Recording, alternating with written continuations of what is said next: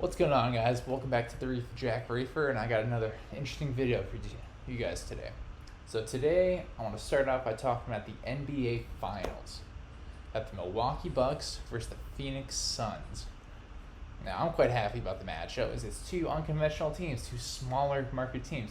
Milwaukee, Phoenix. We're not dealing with LA, New York, Chicago. We're dealing with two smaller market teams, which I'm happy about, and it kind of proves that these players don't have to go to big markets. They can win in small markets. Giannis is a great example of somebody who stuck it out.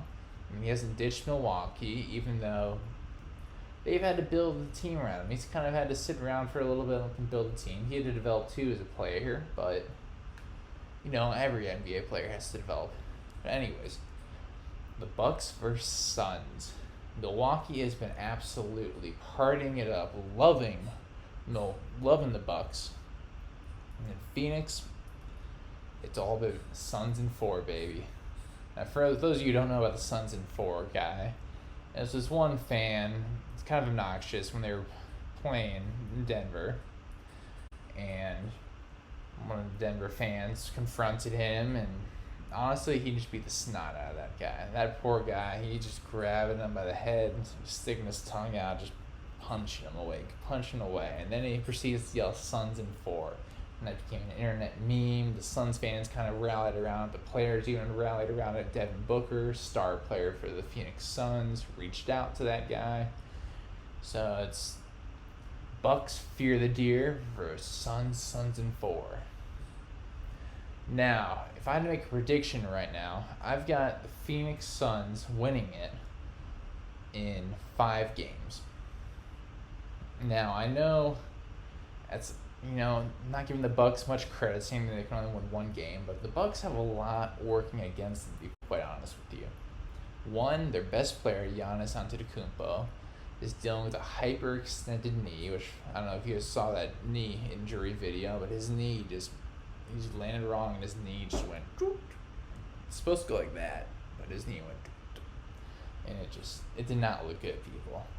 I was very surprised to learn that it was just a hyperextended knee, and I would not be surprised if it's a hyperextended knee and there ends up being some torn ligament in there. Either there's PCL on the backside, possibly ACL.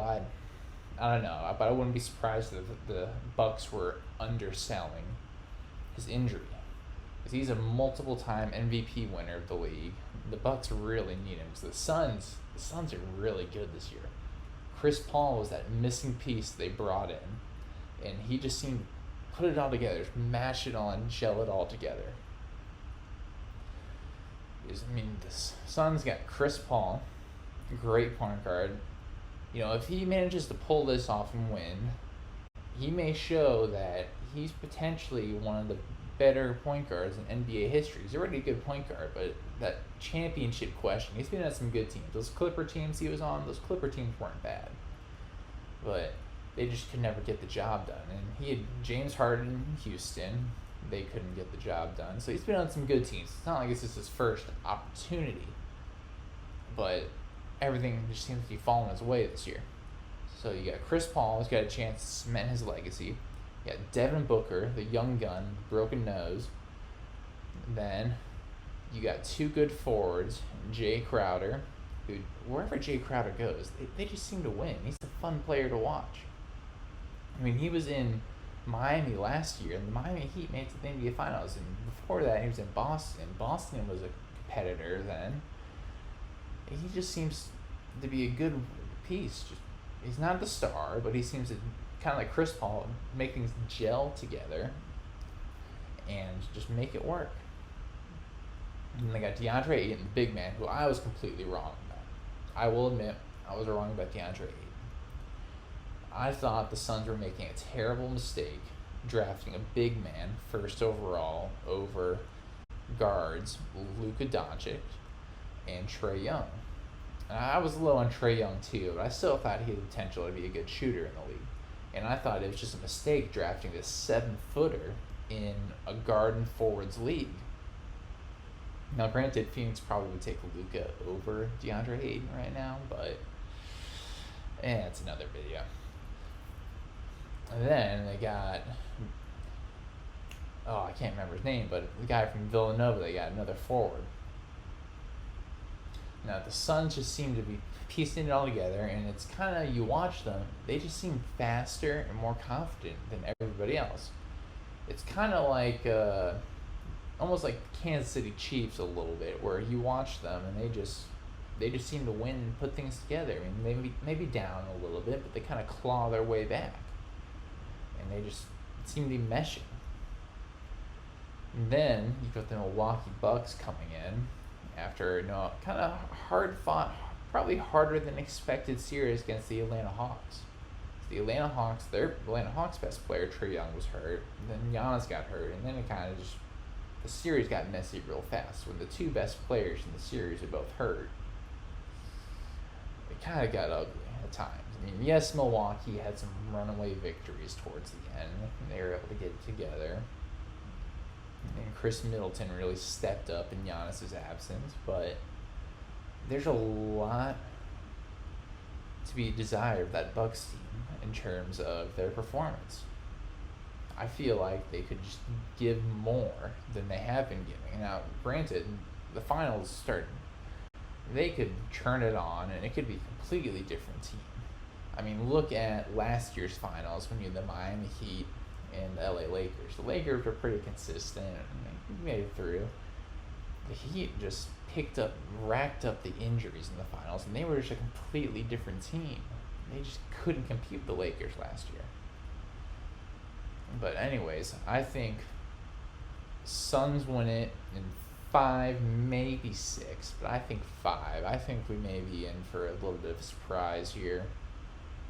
And one thing that's really going to be highlighted, if he does play, is going to be Giannis's inability to shoot the ball outside of 10 feet.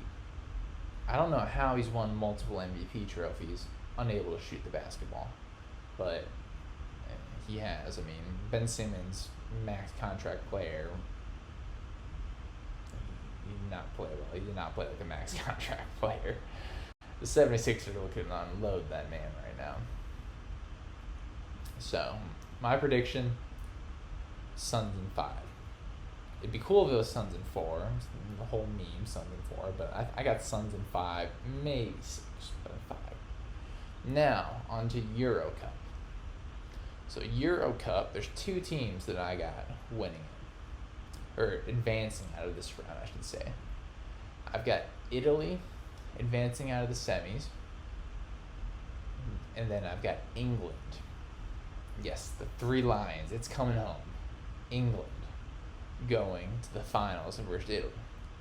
Now, the reason for this is Italy, watched them in their last game, they were just playing with more energy. It's really surprising how well they've been performing considering they missed the last World Cup. But they must have just gone in, kind of reinvented themselves, reinvented their strategy, kind of introduced a bunch of youth into the program, and they've been playing quite well.